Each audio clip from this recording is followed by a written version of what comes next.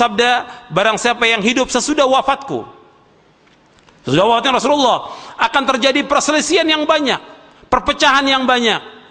Kemudian Nabi memberikan jalan keluar, solusi yang terbaik dari perselisihan, hendaklah akan berpegang kepada sunnahku. Berpegang kepada sunnahku, kata Rasulullah, dan sunnah khulafaur rasyidin al-mahdiyyin. Pegang erat-erat dan gigit dengan geraham kalian, kata Rasulullah. Dan jauhkan diri kalian dari setiap perkara yang baru, karena setiap yang baru adalah bid'ah dan setiap bid'ah adalah sesat. Hadis ini sahih, diriwayatkan oleh Imam Ahmad, Abu Daud dan yang lainnya dengan sanad yang sahih. Jadi kita disuruh untuk mengikuti pemahamannya para sahabat, disuruh oleh Rasulullah sallallahu alaihi wasallam. Kemudian juga ikhwan fillah, azakumullah, bahwa mereka adalah orang yang paling dalam ilmunya. Kenapa kita disuruh mengikuti pemahaman sahabat? Karena mereka adalah orang yang paling dalam ilmunya.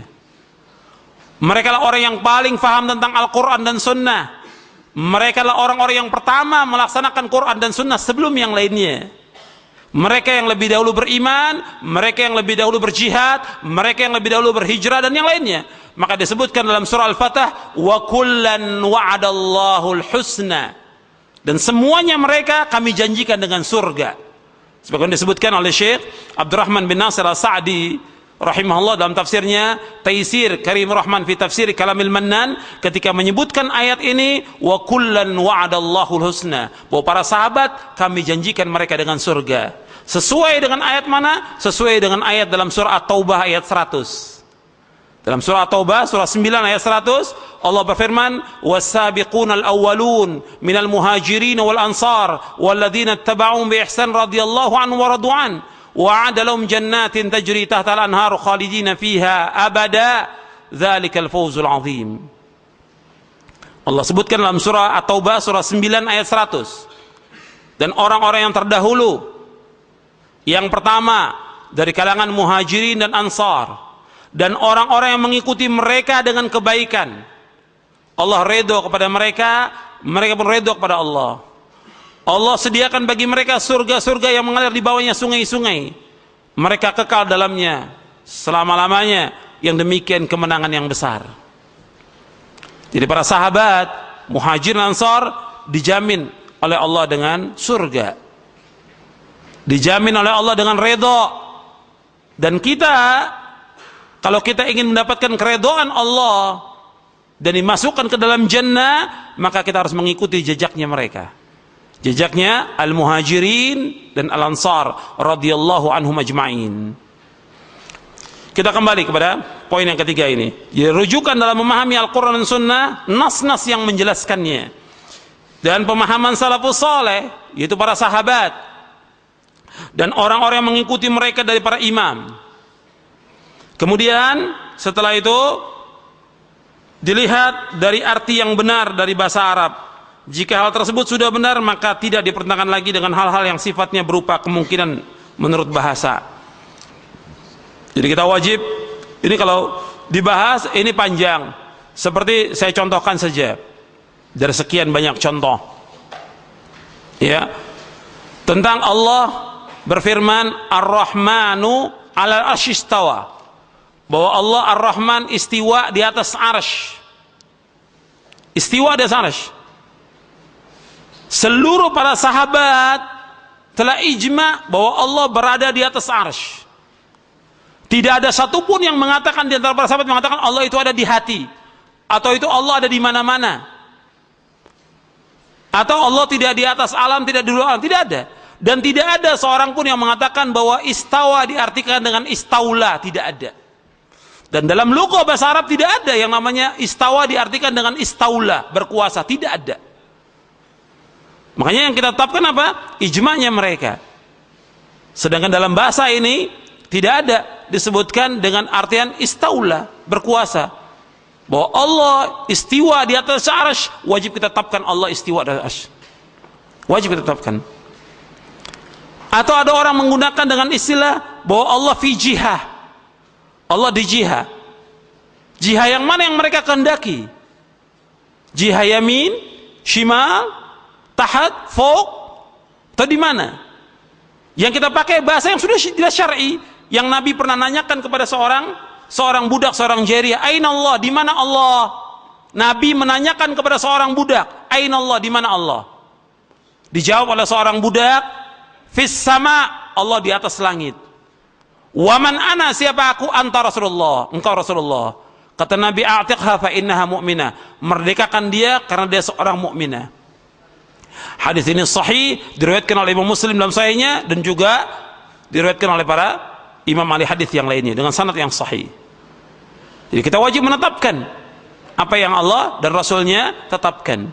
Jadi jangan kemudian pakai ihtimal, kemungkinan menurut bahasa. Di atas langit, di atas langit, di atas arsy Allah istiwa. Enggak boleh diartikan dengan yang lain. Dan ini kaidah yang harus kita pegang dalam kita belajar, dalam kita menuntut ilmu. Yang keempat, usuluddin kulluha qad bayyanaha an-nabiy sallallahu alaihi wa ala alihi wasallam wa laysa li ahadin ay yuhditha syai'an za'iman annahu minad din. Usuluddin, prinsip-prinsip agama, semuanya sudah dijelaskan oleh Nabi sallallahu alaihi wasallam. Siapapun tidak berhak untuk mengadakan sesuatu yang baru, yang tidak ada contohnya, yang tidak ada contoh sebelumnya, apalagi sampai mengatakan hal tersebut bagian dari agama. Jadi prinsip agama ini, usuluddin, semua sudah dijelaskan oleh Rasulullah sallallahu alaihi wasallam. Tidak ada satupun yang terluput. Dasarnya, dalilnya apa? Surah Al-Maidah ayat 3. Al-yawma akmaltu lakum dinakum wa atmamtu alaikum ni'mati wa raditu lakumul Islam madina. Pada hari ini aku telah sempurnakan bagimu agamamu. Aku telah cukupkan nikmatku atasmu dan aku ridho Islam menjadi agama bagimu. Sempurna. Dan semua yang membawa manusia ke surga Nabi sudah jelaskan. Semua yang membawa manusia ke neraka Nabi sudah jelaskan. Tidak ada satupun yang terluput. Semua Nabi sudah jelaskan lengkap. Sampai burung yang terbang pun Nabi sudah jelaskan ilmunya kepada para sahabat ridwanullah ajma'in. Maka tidak boleh ada seseorang yang membuat sesuatu yang baru. Maka Nabi ketika Hajjatul Wada', Nabi khutbah di Arafah, Nabi sampaikan kepada para sahabat semuanya, "Apakah aku sudah sampaikan semuanya kepada kalian?" Kata para sahabat, "Engkau sudah menunaikan, engkau sudah menyampaikan, dan engkau sudah menasihati umat." Kemudian Nabi menunjuk kepada para sahabat semuanya, "Ala hal ballaghtu, Allahumma syhad, Allahumma syhad." Ya Allah saksikan, 3 kali Nabi sebutkan. Ketahuilah aku sudah sampaikan semuanya, ya Allah saksikan bahwa seluruh syariat Islam ini sudah disampaikan oleh Rasulullah sallallahu alaihi wasallam. Tidak ada satupun yang terluput. Sudah sempurna agama Islam ini.